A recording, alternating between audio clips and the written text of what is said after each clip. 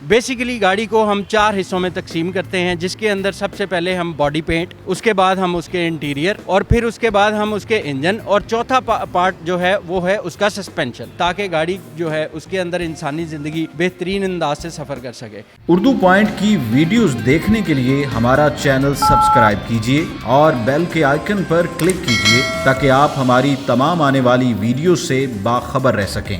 अस्सलाम वालेकुम। उर्दू पॉइंट की तरफ से मैं हूँ राना उमर। हम आपके लिए एक नया प्रोग्राम लेके आ रहे हैं जिसमें हम आपको मालूमात फराहम करेंगे कि पुरानी गाड़ी को कैसे ख़रीदा जाए। पुरानी गाड़ी ख़रीदना एक इंतहाई मुश्किल काम नज़र आता है, जिसके लिए हमेशा से लोग मुख्तलिफ़ लोगों की सर्विसेज जो हैं वो हासिल करने की कोशिश करते हैं, ताकि गाड़ी के बारे में वो अच्छी मालूमात हासिल कर सकें और देख सकें कि गाड़ी उनके मेयार के मुताबिक है या नहीं, कितनी गाड़ी जेन्युइन है और कितनी नॉन जेन्युइन।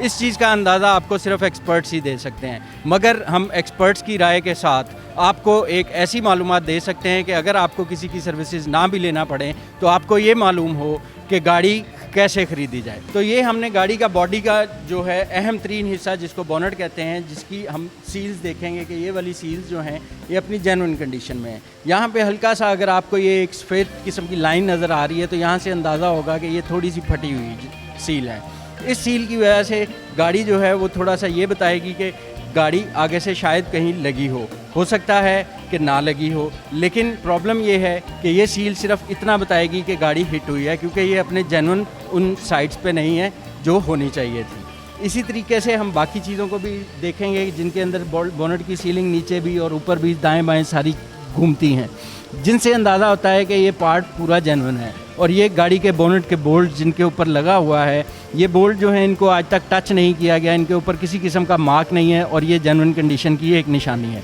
फिर उसके बाद हम उसकी फ्रंट रीइंफोर्समेंट पे आते हैं जो कि बोनट रीइंफोर्समेंट कहलाती है।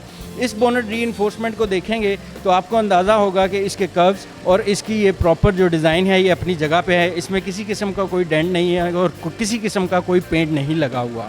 तो यहाँ से अंदाज़ा होता है कि ये गाड़ी अपनी जेन्युइन कंडीशन के अंदर है। और दूसरी तरफ अगर हम इसके मडगार्ड्स को देखें और इसके शॉक के कप्स को देखें तो इनके अंदर ये एक सीलिंग लगी होती है। ये सीलिंग जो है ये जेन्युइन कंपनी जब मैन्युफैक्चर करती है तो उस वक्त वो इन सीलिंग्स को लगाती है ताकि उसके बॉडी के पार्ट्स जो हैं वो कवर हो जाएं और किसी किस्म की एबनॉर्मल चीज़ ना नज़र आए और ये एक बड़ी फ़ाइन किस्म की कंडीशन में नज़र आए। तो ये सारी जगह अगर आप देखें तो आपको अंदाज़ा होगा कि ये अपने जेन्युइन पेंट में है और इसके अंदर जो स्पॉटिंग हुई है वो जेन्युइन है।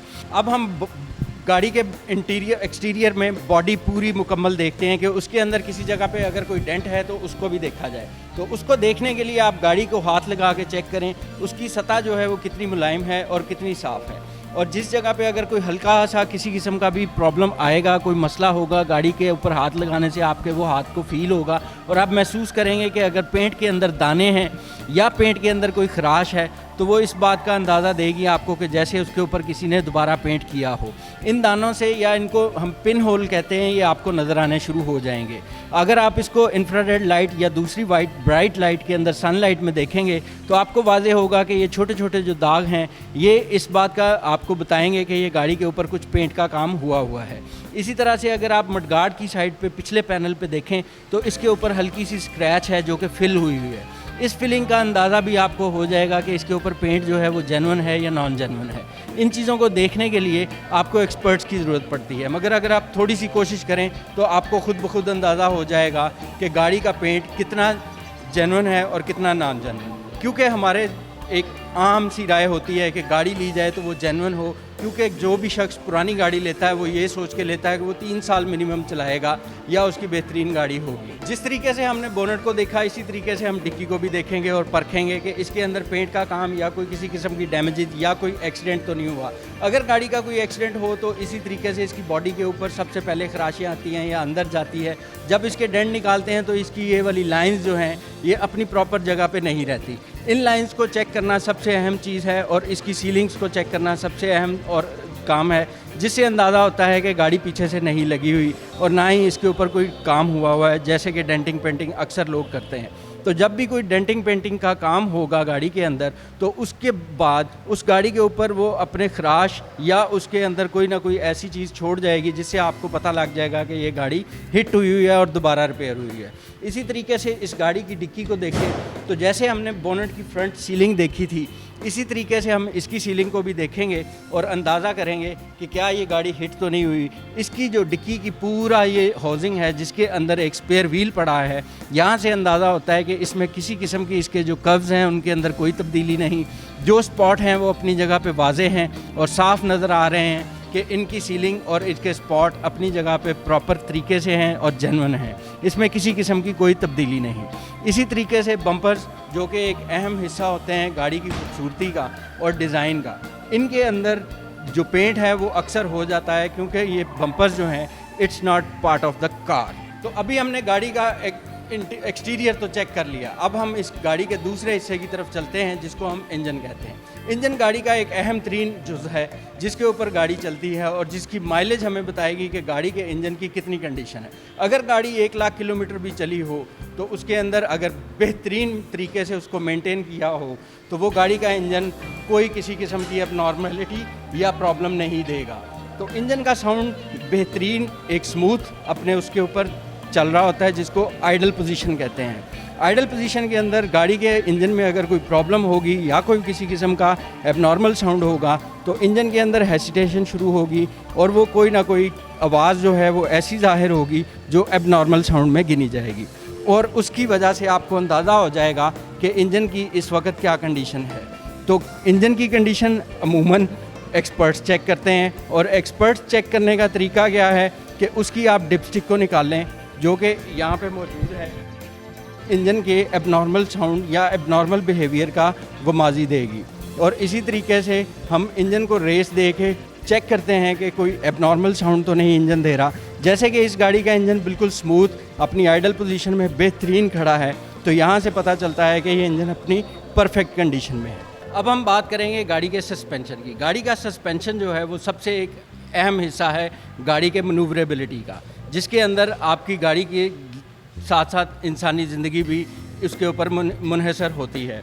तो गाड़ी की सस्पेंशन के अंदर सबसे अहम चीज़ है शॉक, उसके लोअर आर्म्स और उसके साथ उसके एक्सल जॉइंट्स, स्टीयरिंग रैक और उसके साथ बाकी ब्रेक के सिस्टम और ब्रेक लाइनिंग। अभी नाज़रीन हम आपको ये गाड़ी की सस्पेंशन जो कि नीचे है वो दिखा रहे हैं, जिसके अंदर आपको ये लोअर आर्म नज़र आ रहा होगा जो कि एक अहम तरीन जुज़ है जिसके ऊपर टायर चलता है और ये बॉल जॉइंट है जो कि हब नकल के साथ कनेक्टेड है और हब नकल के अंदर ये इसका एक्सल जॉइंट कनेक्टेड है जो कि गियर के साथ पूरा आप मुकम्मल देख रहे हैं कि ये यहाँ तक आता है और फिर ये गियर के साथ कनेक्टेड है।